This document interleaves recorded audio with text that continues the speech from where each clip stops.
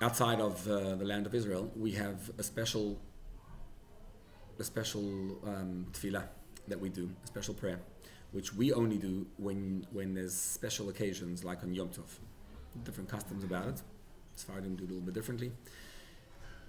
But we only do it on certain times. And what happens is the Kohanim give a blessing, and they say, Yivarech Hashem, Yishmerech Hashem, should protect you and give you and bless you. You should illuminate your life.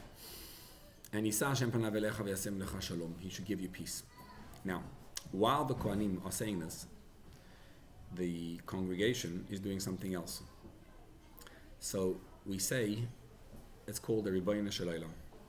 We are davening to Hashem. So the Kohanim are giving the blessing, and everybody else is saying a prayer. What's the prayer? Ribono Shel Olam, ani shelach v'chalomotai shelach. My dreams are yours. I had a dream, and I don't know what the dream is. Hashem, help that all my dreams should be good. Dreams that I dream about myself, dreams that I dream about others. And we go on and on about this. If my dreams need to be cured, then cure them. Cure them like the waters of Yericho, which were cured by Elisha. Now it's very interesting, this whole prayer. I think many of us don't actually understand the relevance and the significance and exactly why are we saying this prayer now, praying for our dreams. It's Yom Tov and Shana Kippur also, correct, and Pesach always, yeah. Shalosh Regalim, and you're praying for your dreams to come true, and the Kohanim are giving you a blessing. It just sort of like seems to be a little bit out of context. Just what does it mean? So perhaps ahead of this Yom Tov coming up, let's delve into this prayer and get a little bit of understanding and depth into it. You know, dreams, when we speak about dreams, there's two types of dreams. Typically we think about dreams. You go to sleep at night and you dream. But really there's another type of dream. And when you dream at night, it's actually very connected to the first type of dream. Dreams is when you dream of something, where you want to be, where your desires are. There's where you are and where you dream to be. And where you dream to be is something which is like in outer space. It's removed. It's something different. And it's really a question of, what does it take for a person to live there where his dreams are? So that you and your dream are aligned and you're actually having your dreams fulfilled. It's like ambitions that you have, things you really want for yourself. And then real life hits. And real life is not quite what you wanted it to be, necessarily. And so it's difficult. In that space between your dreams and where you are, that's where we're holding. Which means we want to know how a person can live his dreams in reality. Because dreams will make you smile. When you dream, you know that dreamy state, it's exciting. It's like you get into that space of what was, what you want to be. It's it's a gift from Hashem, actually, that we have the power to dream. We can take ourselves totally out of wherever we are and put ourselves in a whole new space of dreaming. And then you wake up and you realize that the reality is harsh. The question is, what would it take for us to be able to draw down our dreams into reality, to be able to live by them and experience them and feel them, and have that same power downloaded to us in our real lives? When Yom Tov comes along, Hashem gives us an extra power. Yom Tov means there's a tremendous energy coming from above, and that energy really gives us the power that we need to be able to feel our dreams and to make them a reality. And so, let's understand, what blocks us? Like, what's blocking you from living your dream? What's blocking you from feeling good as you would if your dream were there? Talk to anyone and say, so they'll be frustrated and worried about something and anxious. And then you say, how do you want to feel? And they say, well, if such and such happens, then I'll feel such and such. The truth is precisely the opposite. It's not if that happens, then you'll feel that. But rather, if you feel that, then that will happen. And so it's just a question of, how do I get to feel that now? So that that I want to happen should be able to come about. The word for dream in Hebrew is chalom. Did you notice how in Hebrew words are very powerful, and the word itself, if you flip around the letters, you'll see something fascinating. The word chalom is the same as, if you flip the letters, melach. Melach. Interesting. Melach is right there. Now, melach is salt. So, how does salt fall into place over here? Well, melach is a fascinating food item because, even though one of my kids loves to eat salt, like, just sits down there and takes the salt, he's like a little kid, and wants to eat salt. I'm like, hello, you don't eat that stuff. So salt has a tremendous power because salt on its own is not edible. And yet, if you have a soup and there's everything in it, a good chicken soup, has chicken, has the what's it called? Some lokshen, some vegetables, some matzo balls. What are they called? Matzo balls. It has everything inside it, and then it just doesn't taste good. And you're like, it's missing one ingredient. It's missing salt. Salt on its own is bitter. But if you put salt into the soup, it becomes sweet. Salt is fascinating. How do you do that? How do you have something flip over totally, and you're bitter, but you can make something into sweet? And it doesn't take much salt to change over everything. A little bit of salt, and the whole thing becomes tasty. Salt is what we need in our lives. It's about taking whatever's going on in your life and sprinkling a little bit of salt on it so that you can look at things in a new light. Salt is called perspective. Salt, melach, is the same numerical value, the gematria, as the word mazal, mazla in Aramaic. Mem zayin lamed aleph. Mazal, what is that? Right? Your luck, but the word doesn't really mean luck. Nozel means to drip. Mazla is the source of dripping, and it's spelled with an aleph because mazal comes from the aleph. The things that drip down to you. You know how, like, when life happens and things just happen, did you notice how every time something is happening, it's actually dripping down from heaven? That we don't actually control anything contrary to what we think. We're given a certain type of life and then we can go run with it. But what you're given each time is just something that drips from above. It's called luck. It's not really luck. It just drips from above. It's the mazla. And when you can look at the mazla in a new light and see things in a different way, in a different capacity, in a different paradigm, then you can change everything. You can't change the cards you're dealt with in life. But when you change the perspective of how you deal with it, everything changes. The system is very simple.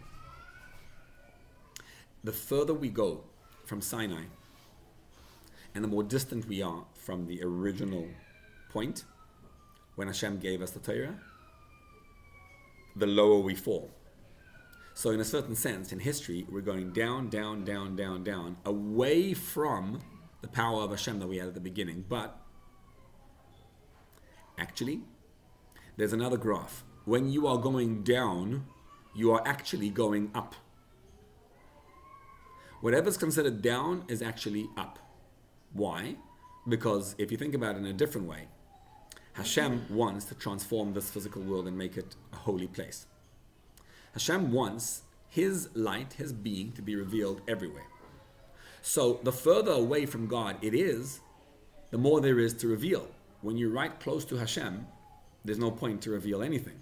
When you are distant from Hashem, you actually have more work to be done.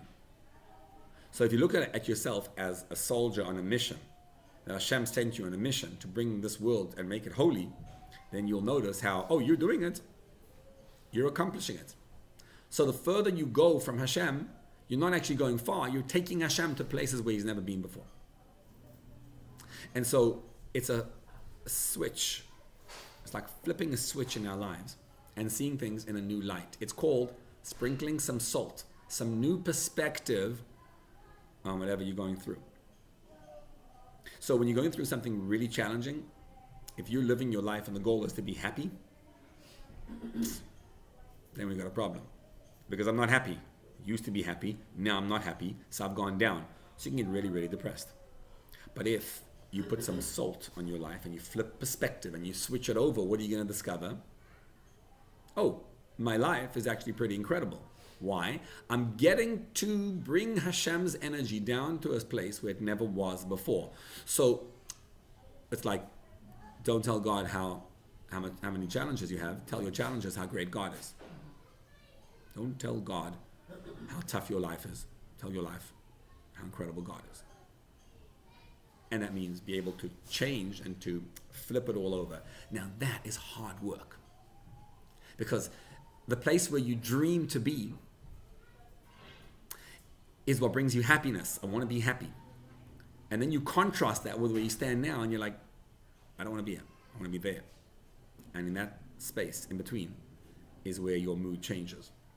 And what you want to do is take the chalom, the dream of where you want to be, and flip it over and put some melach on it.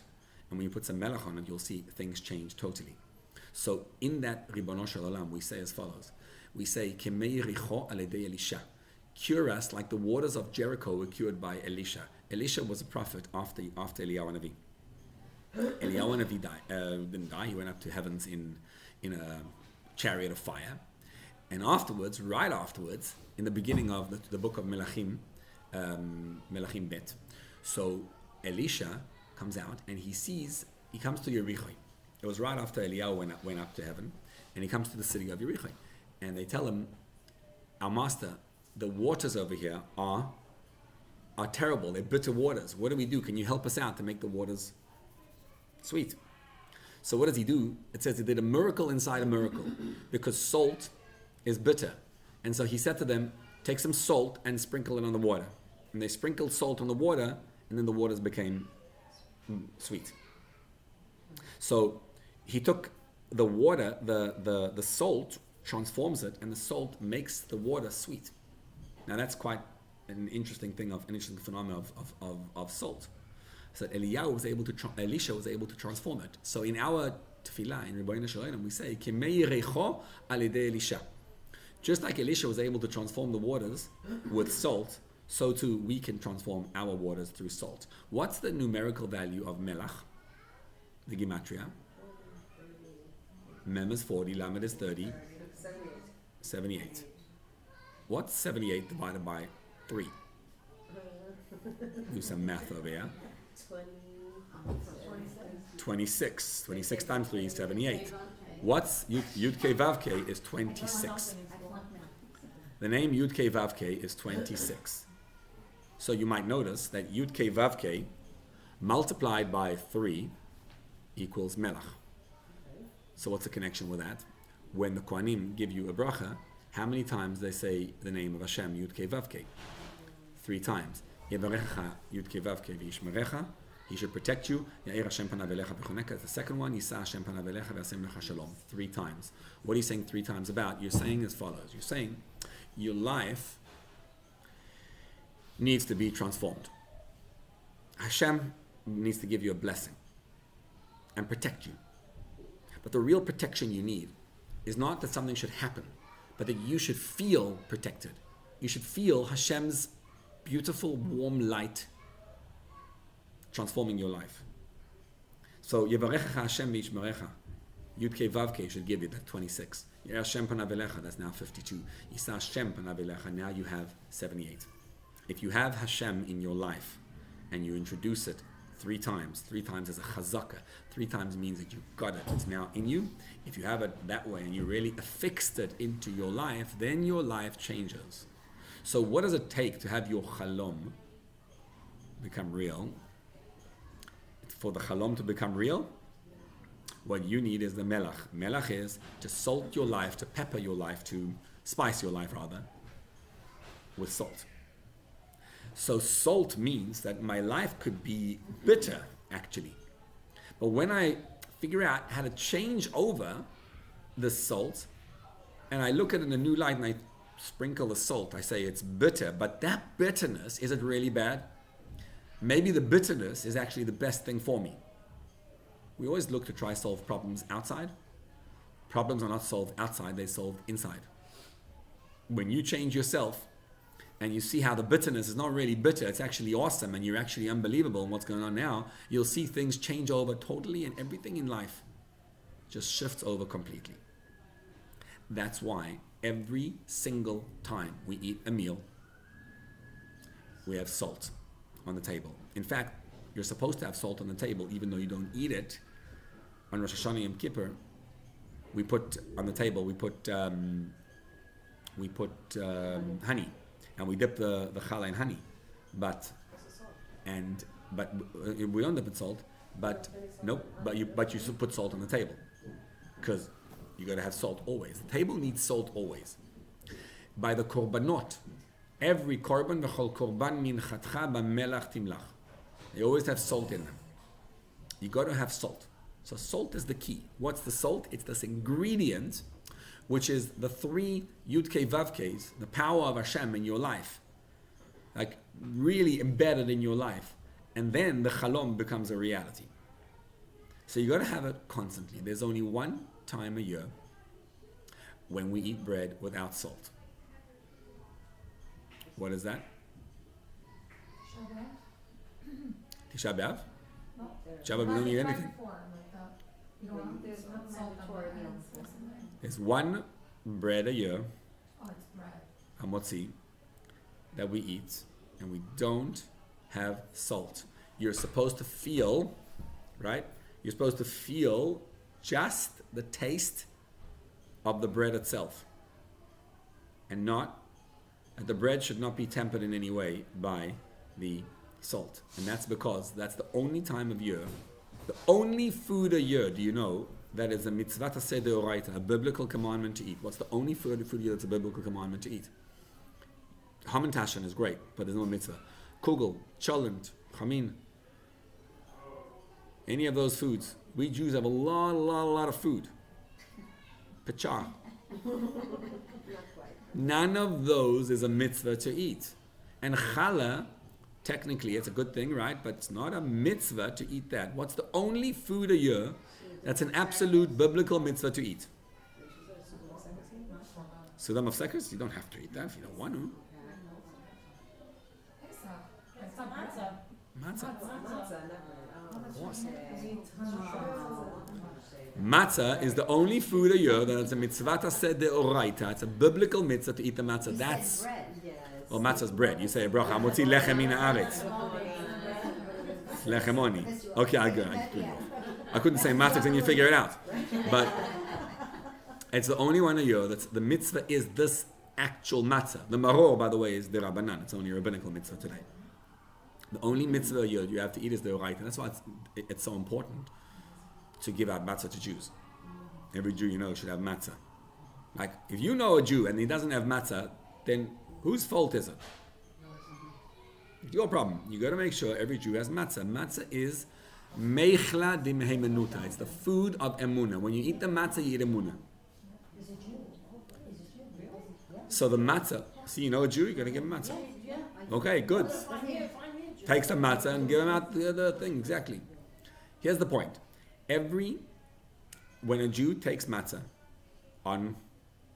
we put a sticker on the matzahs because we find that when you give the Jew a matzah, he's like, oh great, and he eats it right now, and you say, like, he sends you a picture where he ate it with the cheese. You're like, no, April 5 after 9 p.m. looking to the left and eat the matzah. But this person eats And then- also chametz a long way. Okay, doesn't matter. Again, let's establish this understanding. It's forbidden to eat chametz. However, that's two separate things. The mitzvah of eating matzah is a mitzvah of eating matzah. So let's put it this way: most people who don't eat chametz also know they should get matzah. They don't need you for the matzah. The ones who need you for the matzah most likely are people who, unfortunately, are not really connected. So, if the goal is to eat matzah at night, we don't have it in with salt because we want to feel the taste of the matzah only. By day, you do have salt, but by night, no salt allowed. I want to feel the texture and taste of the matzah as is. That's the power of the matzah. Now that's significant because if salt in your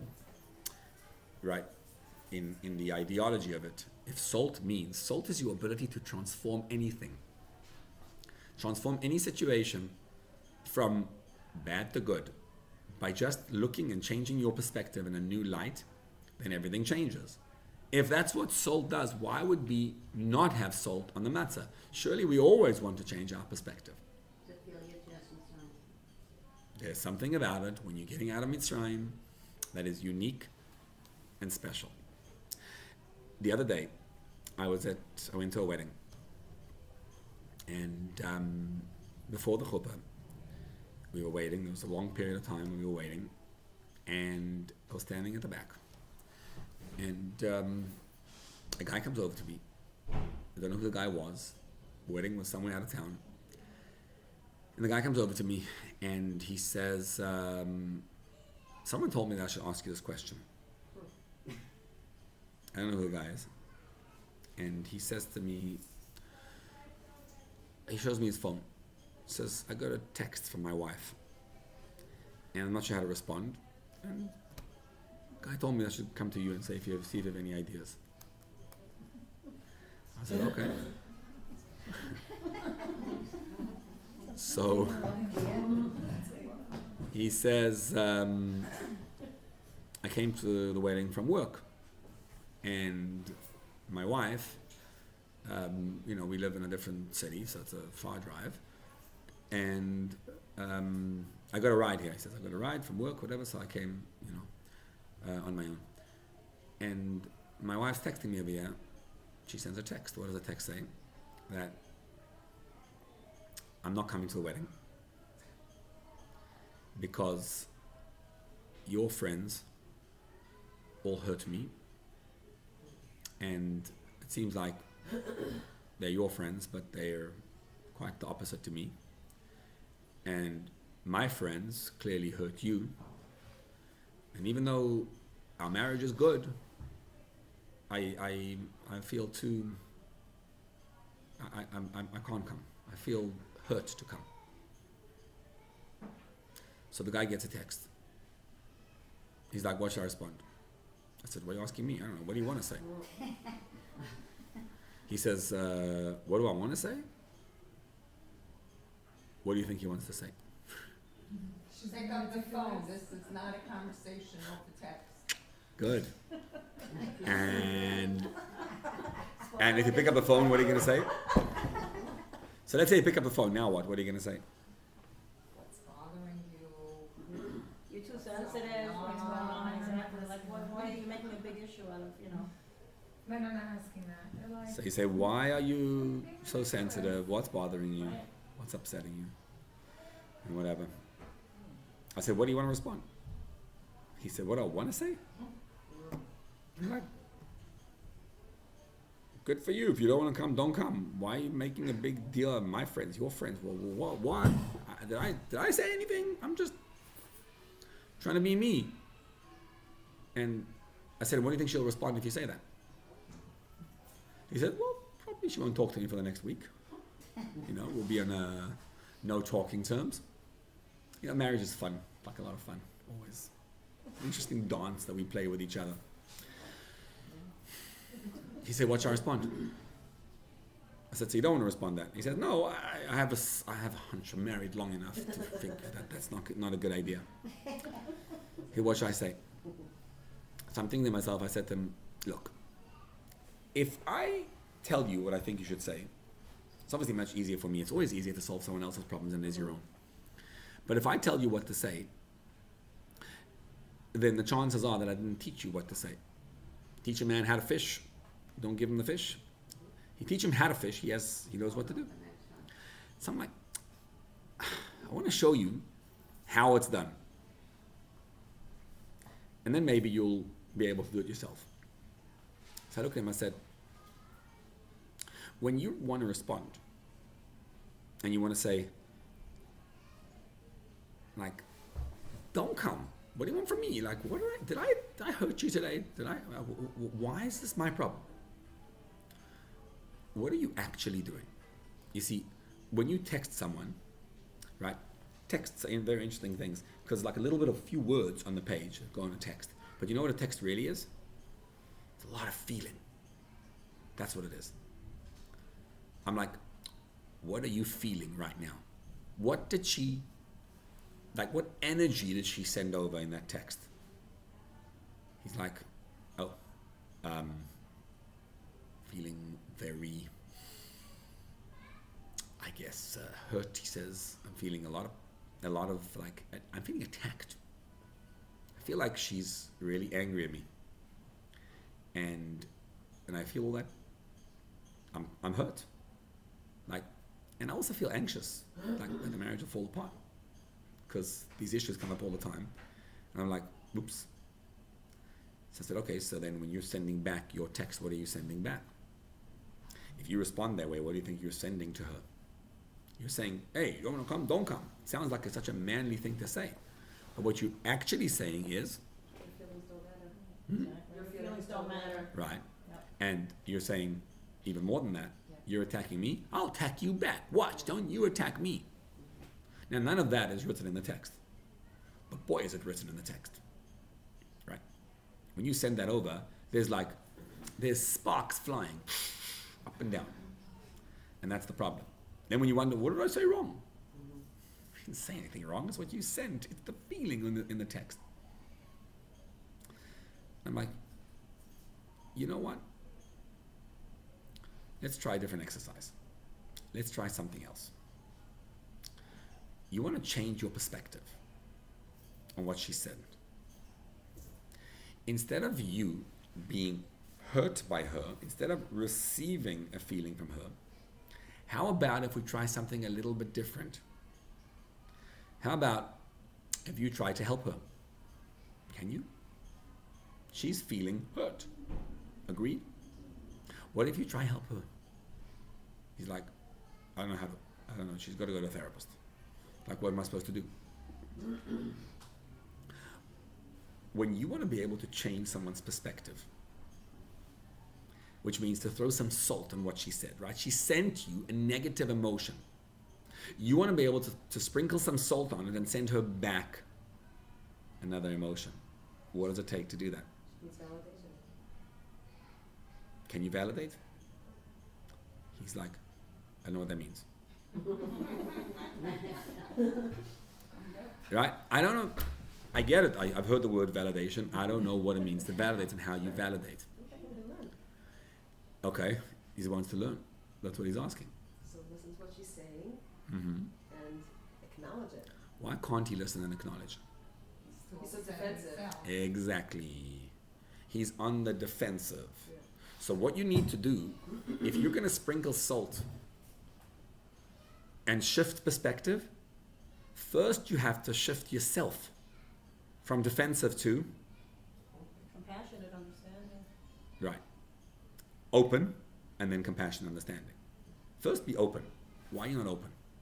You know why? Because you're scared.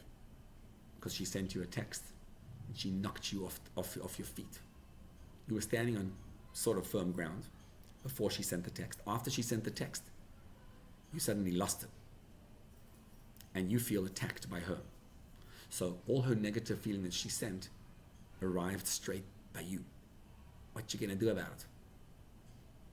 Don't follow it back. Be open. Here's how you do it.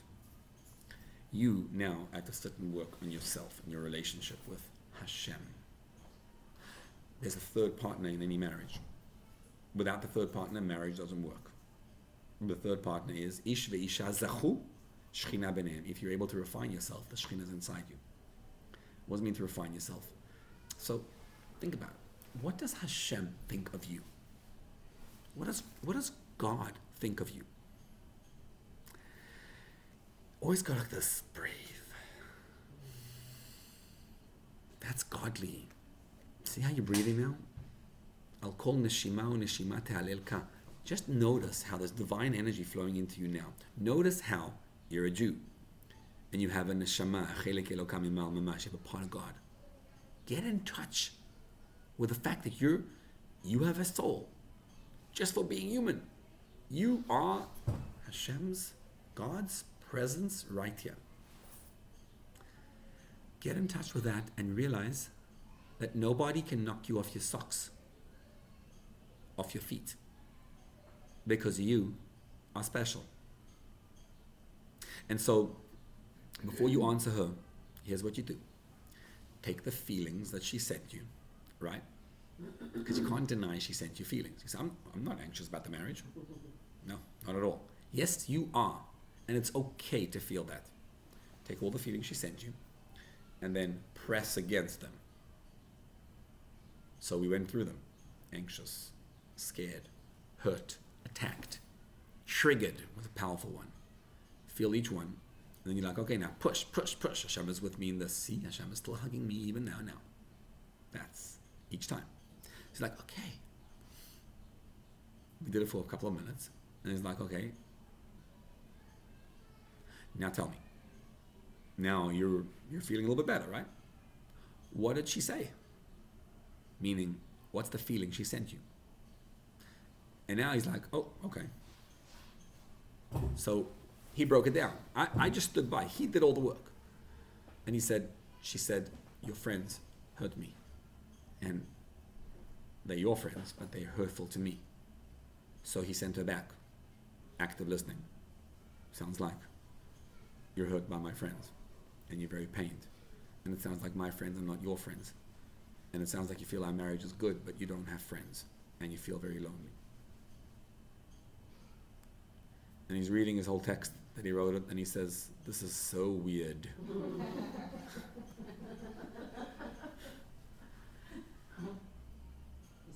But then he pressed send.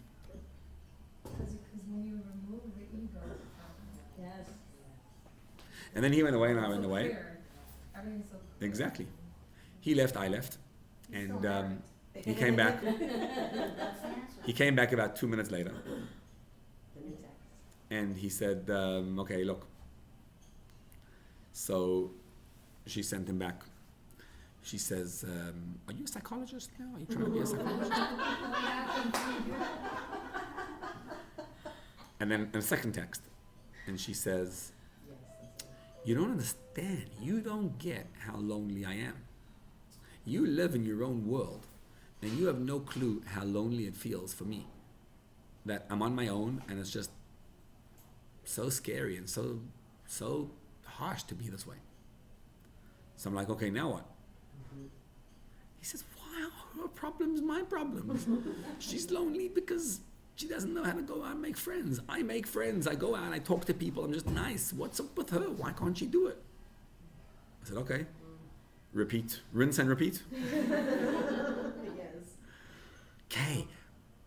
See, when you want to sprinkle salt on a perspective, a change in perspective, you can't do it unless each time you go right back into your own self without salt.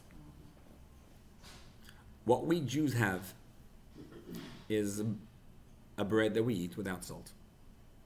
It's called the bread of Emunah. It's when you connect yourself to Hashem. And you're just like, okay, Hashem, I don't know anything, but I know that you're with me. And I can't explain any of this, but I do know that me and you are one.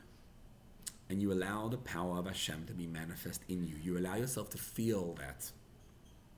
So you're not thinking about your dreams. You're not thinking about anything else. You're just thinking about you and God right now. And how Hashem believes in you. And the best way to do that is when you're getting these feelings every time. So what are you feeling now? He says, can't I just be married to someone normal? So what are you feeling? Resentful. Great. Take each one of those feelings, process them, and then press against them and allow Hashem's power to be manifest through you. It's so powerful. He did it again. Okay. Now what do you want to tell her? Do some active listening. So he responded back. It sounds like you're feeling very, very lonely. And it's very painful. And you really, really wish you could break out of it. And you just don't know how to. And it's just difficult for you. And it bothers you that I don't understand it. And all you want is that your husband should understand it. And then he reads the text again and he says, serious? I should really send this? It's so weird. And you press send. Then there was one more text up and down. And then he sent back. Good job. Excellent job. Passes the marriage therapy. Yes. Absolutely, from two therapists. You're also a therapist? Yeah. And he comes back and he shows me the phone. It was like he was walking around, you know. And he got 3 hearts. Aww. And I said, how you feel now? He says, wow, that was pretty impressive. I'm feeling the love. I said, look, now take a look. Scroll up. It's in the middle there. We missed one text. She said in the middle, she said, if I don't come, do you have a way to get back home? So I said, she said, I've missed the one text. The other one text is interesting. She said, she said again, are you like being a marriage therapist? So I said to him, are you? He's like, no, I'm just, what are you just what? I'm just trying to help her. If I'm not paying myself, I'm trying to help her. So I said, okay, so tell her that. So he wrote back. He said, no, I'm just trying to be a loving husband who's trying to understand what his wife is feeling. That's when he got the hearts. Then, so then I said, okay, now look at that one before. She said, if I come, you know, if you have a way back home if I don't come. I said, what do you want to say? He says, uh-oh. Not sure, what do I want to say? I said, well, what? Do you want her to come? He's trying to think, yeah. And if she comes, what will you feel? Do you want to go back in an Uber? Or do you want to go back with her? What's the difference? So he's like, more pleasant company? It's like, okay, tell her that. So he wrote back to her and he said, you know, if you can't come, I understand, and I'll figure out a way home. But it'll be really, really so much more pleasant, and it'll feel so amazing and so special if I can have you at my side and I come home. And so she wrote back, I'll be right over. And it was great. Mission accomplished. You see, think about it this way. I was going to say life, but okay. Yeah, men need it also. True.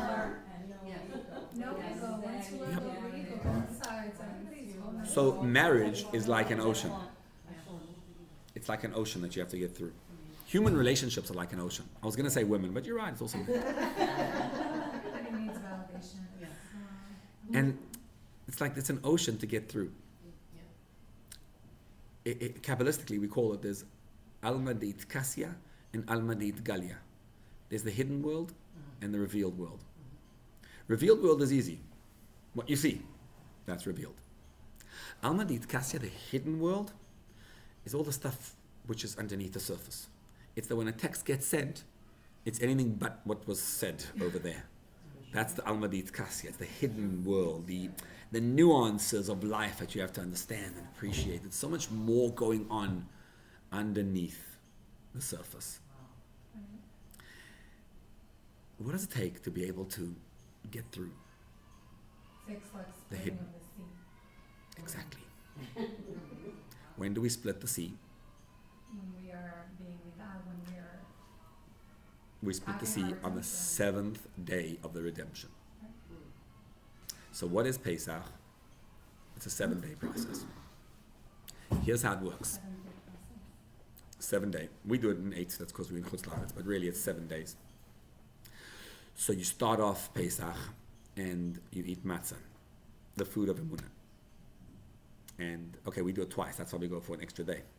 But biblically, you do it 7 days and only once. So you eat the matzah. What does it mean, eat the matzah? It means align yourself with Hashem. All the work we're doing before Pesach, cleaning and rubbing and scrubbing and polishing and all that and preparing and food and everything, what is it? It's just getting yourself ready for the mode. It's like getting out of Mitzrayim, getting out of all of our limitations, being ready for Hashem's presence. That's the part we're doing now. And then when you get ready, what happens? You just get to that space of Hashem, I'm ready to accept you into my life. That's allowing the Emunah down. No soul, no change in perspective, no nothing. It's just me looking at myself and saying, Hashem, I know you're with me. Once you do that, you have the power to change perspectives of yourself and of others. Because if there's no ego, then you can help others. If there's ego, you just can't help others because you're just trying to get out of your ego yourself. Now you have to work through the next 7 days. That's why it says, Matzot ye'achel et shiv'at hayamim, which we translate as, you should eat matzah for 7 days. Doesn't really say that. It says, matzot ye'achel et shiv'at hayamim. Matzah should be eaten by the 7 days. The 7 days eat the matzah. Because you got to take that matzah now, and you got to internalize it into all 7 emotions of yours. Every day is a new emotion. Which is why we start counting Sfirat HaOmer right the next day.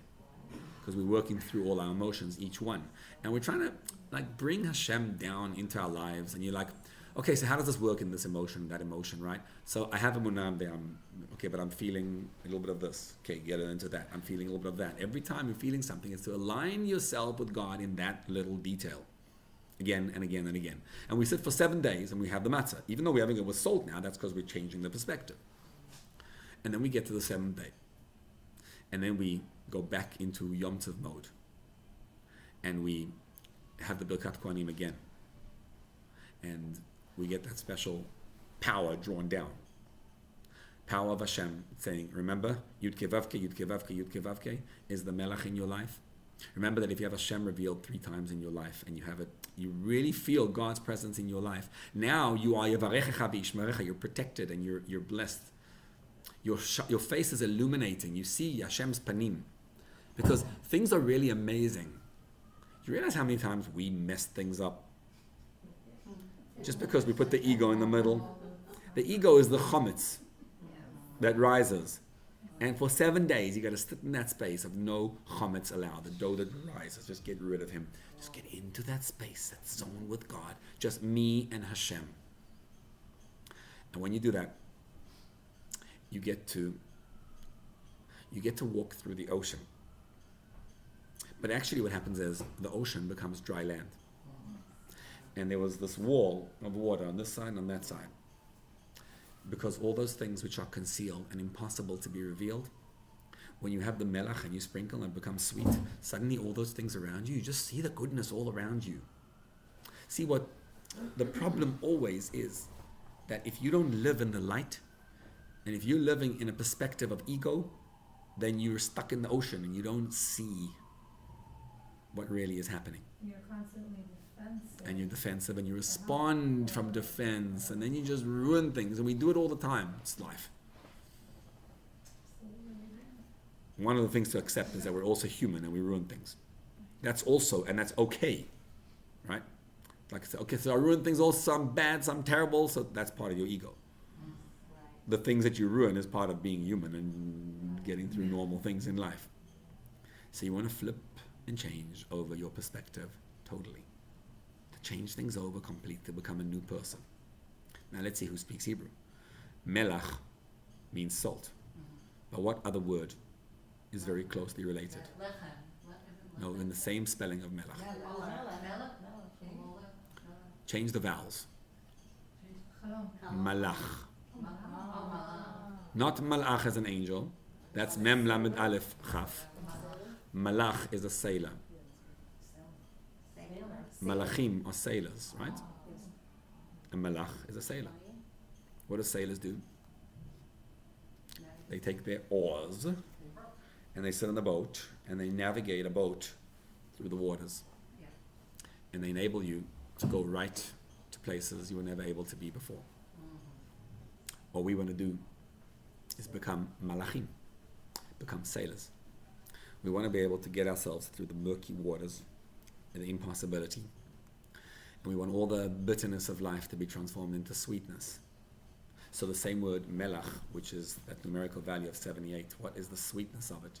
Sweetness is the ability to feel Yud Kei Vav Kei in a real way, 3 times revealed in your life. The 3 times being reality, when you internalize it. When you keep on doing this, right? Once you've done something 3 times, it's become real to you. So you want to keep on drawing Hashem's energy down. Yes, I feel God's presence again and again and again. And when you do, you start with Emunah. That's the first night of Pesach. The first night of Pesach, we start without any sense of ego whatsoever. Absolutely no chametz. Just get rid of it. You just get into that space of matzah alone. Emunah, the food of Emunah. And we eat it and we ingest it and we sit down and you're supposed to be thinking about the matzah and like just cognitively introducing that experience into your being and into your feeling, into your mind and into your heart. Hashem is with me. That's the kavanah, aligning yourself with the matzah. Once you've done that, you want to keep on eating the matzah, even though it's not a mitzvah per se, the rest of Pesach. But you want to stay away from the ego, stay away from the chametz, and allow the matzah to penetrate you over the course of the next 7 days. Once you hit day 7, what happens at day 7? Now you experience getting through the ocean. It remains an ocean, but it's split. And you can walk right through. You can see things that nobody else can see. That's what happens to us. Suddenly when she says something, you know exactly how to respond to her and what to tell her. And it's so empowering because it sweetens the bitter waters. And that's what we say every time there's a Birkat Kohanim. We say, Hashem, I want my dreams to become true. You know what blocks my dreams from me? What blocks them is that I go crazy. Because why are you not giving me my dreams? And when I realize that Hashem's power is vested right inside me, and all the dreams that you want, just feel those feelings of the dream right now. And then Hashem will protect you and allow you to experience everything you want. The only thing blocking you from your dreams is you. When you live the feeling you want from those dreams, you introduce that feeling into your life now, you already have it. Want the marriage to be good? Feel how amazing it is, how amazing she is, and then go out and help her. And then watch how things change. And that's what it means that Elisha was able to throw the different perspective of the melech into the water. And suddenly things change and you shift. And we have to ask Hashem for help with this. So every time the Kohanim give us a bracha, it's like, yes, Hashem, help me get through this. And in Chutz La'aretz, we have that glorious 8th day. What's the 8th day? When you get through this, you experience redemption. The 8th day, 7 days is Teva, nature. The 8th day is one above nature, one above Teva. It's a day dafka for us in Chutz La'aretz. It's the day of Mashiach. Because it's called Acharon Shel Pesach. Because all the other days of Pesach were the Geula Rishona. And this is the Geula Achrona. When you go through this, right? Pesach is not a holiday of celebrating something that happened once upon a time way back when. It's happening now. And when you start living your own Geula and you split your own sea, then on day 8, the supernatural takes effect.